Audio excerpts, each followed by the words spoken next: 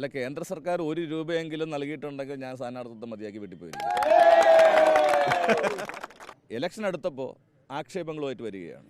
Bro എന്ന പേരിലാണ് ആദ്യം അറിയപ്പെട്ടത്. മേയർ ബ്രോ ആയിരുന്നു, പിന്നീട് അത് MLA മാറി, ഇപ്പോൾ VKP എന്ന് പറയുന്ന പേരിലേക്ക് ചുരുക്കിയിരിക്കുകയാണ്. ഈ യുവജനങ്ങൾ നൽകുന്ന ഈ സ്നേഹം അതെങ്ങനെയാണ് ശരിക്കും വന്നത്? കഴിഞ്ഞ ദിവസം ശ്രീലേഖ തുടക്കം മുതൽ തന്നെ ഈ തിരഞ്ഞെടുപ്പ് വരുമ്പോൾ ശ്രീലേഖ നിങ്ങളെ വ്യക്തിപരമായി ആക്രമിക്കുന്ന രീതിയിലേക്ക് കാര്യങ്ങൾ പോയി. പക്ഷേ ഒരു ഘട്ടത്തിലും VK പ്രശാന്തിൻ്റെ ഭാഗത്ത് നിന്ന് ആ തലത്തിലേക്ക് മാറാതെ രാഷ്ട്രീയമായി എപ്പോഴും നിലകൊണ്ടൊരു വ്യക്തിയാണ്. എങ്ങനെയാണ് യുവജനങ്ങളെ ഈ കയ്യിലെടുക്കുന്നത്? അല്ല, തീർച്ചയായിട്ടും ഞങ്ങളുടെ പ്രവർത്തനം കൊണ്ട് അവരെല്ലാം കൂടെ ചേരുന്നതാണ്. അപ്പോൾ ആ ഒരു മുന്നേറ്റത്തെ മേയറായിരുന്ന സമയത്ത്, പ്രളയ സമയത്ത് നമ്മൾ കണ്ടതാണ്.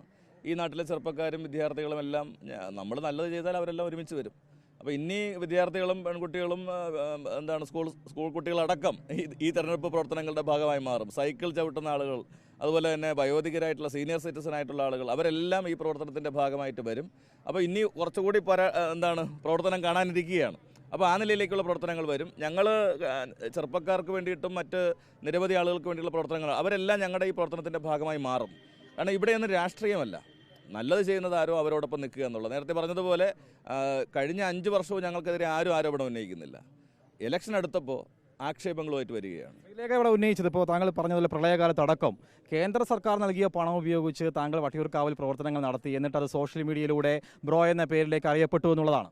അല്ല, കേന്ദ്ര സർക്കാർ 1 രൂപയെങ്കിലും നൽകിയിട്ടുണ്ടെങ്കിൽ ഞാൻ സ്ഥാനാർത്ഥിത്വം മതിയാക്കി വീട്ടിൽ പോയിരിക്കും.